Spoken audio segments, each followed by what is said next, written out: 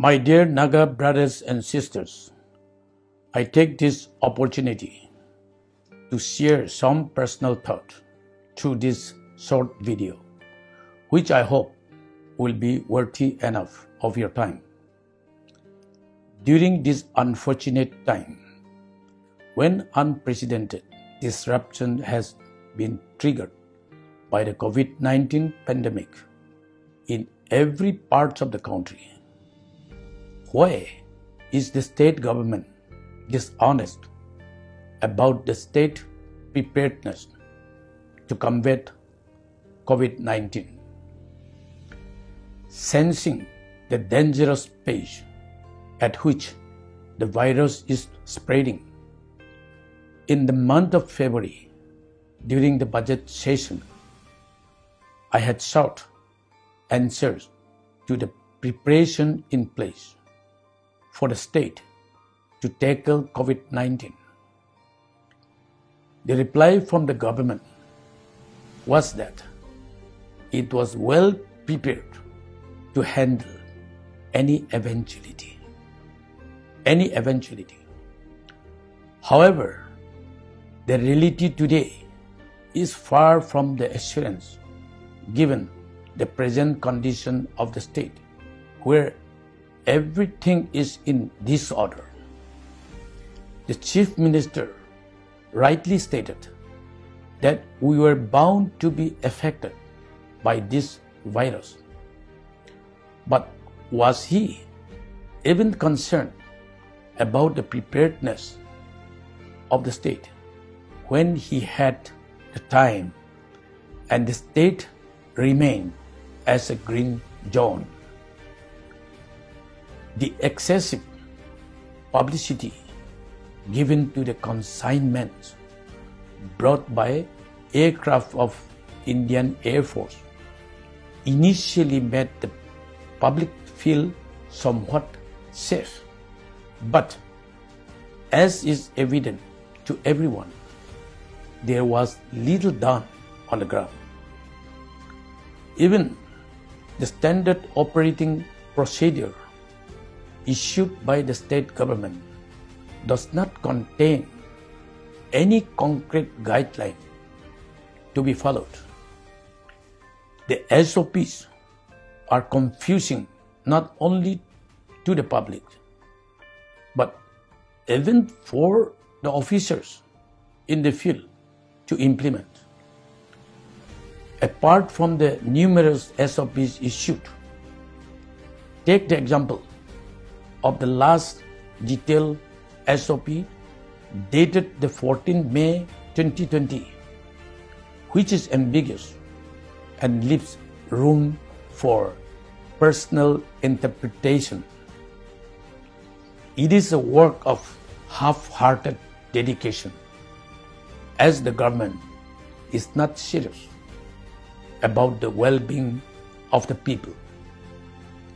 The opposition bench had the start asserted its support to the government in the fight against COVID-19. On my request, the Speaker graciously initiated and the Chief Minister appointed one MLA each from the opposition to be part of the district task force headed by a minister.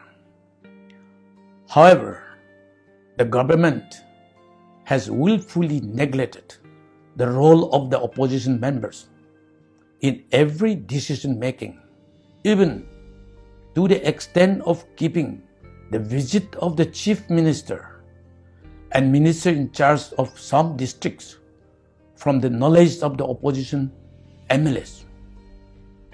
Collective effort is only on paper, while in reality, the government wants to keep away opposition MLAs from any decision making. Coming to the unfortunate incident which the government meted out against our Eastern Naga brothers and sisters, particularly the people of Tuan Sang district. The Chief Minister, as the executive head of the state, should be held accountable. It is inexcusable and cannot be let off with lame excuses. NPF MLA Sri Muting Yoba Sangtam had given a detailed account of the entire fiasco, and in it is evident that the Chief Minister was well informed by the legislators and other civil societies. Yet, instead of taking a concrete decision, the Chief Minister decided to sleep over. This has not only endangered many lives, but has given much scope for virus to spread in the state. Taking cognizance of the entire disaster, the Chief Minister ought to publicly apologize to the people of the state. The commitment to set up a BSL lab in the district is nothing but an appeasement policy which is being used as a compromise formula for the crime committed. It is understandable that as human, we are bound to make mistakes in life. But when the mistake involves human lives, it cannot be termed as a mistake but a crime. At present, we have learned that there are 43 COVID-19 positive cases in Nagaland. All of this took place at a place that has been astonishing to witness, and as more people continue to be tested every single day, more positive cases will surface rapidly in the coming days. While the number of positive cases are increasing, the state continues to depend on the only BSL-3 lab located at Naga Hospital, Kohima, for testing the samples for the entire state. It is therefore imperative on the part of the state government to activate BSL labs in other feasible districts, starting with Dimapur. Unless this is done, neither BSL-3 lab at Kohima, which on an average can hardly cover 70 to 90 samples in 24 hours, nor testing centers in Assam or Manipur will be able to suffice our niche, which is likely to increase by leaps and bounds. It is also pertinent for the state government to procure high standard testing kits approved by competent authorities and distribute the same to all the COVID-19 hospitals in the state at the earliest time possible.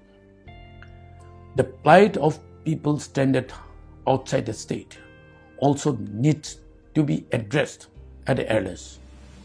Announcement in the media alone, without follow-up action, have brought about more distress than relief to the people. Playing games, intentionally or unintentionally, with the hardships and plight of the people is inhuman. As such, the government should immediately take up the case and ensure that applicants are benefited. As expressed by many, the critical criteria laid down for application should also be removed as to everyone outside the state possessed the criteria and the expertise to fulfill all the laid down procedures. With positive cases rising in the state every single day, I wish the government start taking things more seriously and discard its insensitive attitude. Lives are at stake, and it is not the time for any sort of politics. for personal gain. As the number of COVID positive cases increases, there is bound to be more confusion and hardship, and as such, social distancing needs to be strictly maintained throughout the coming months. The state government needs to be bold enough to shoulder the responsibility with renewed vigor and determination. I would also like to add here that despite differences in political party affiliation, support and solidarity to the present-day government will be rendered so long it maintains the spirit of inclusiveness, sincerity, commitment, and devotion in the fight against COVID-19. As an individual and as a member of responsible political party, everything within the ambit of possibility will be pursued to assist Naga citizens as we navigate the weeks and months ahead together. Thank you. Stay strong, stay safe, and God bless Nagaland.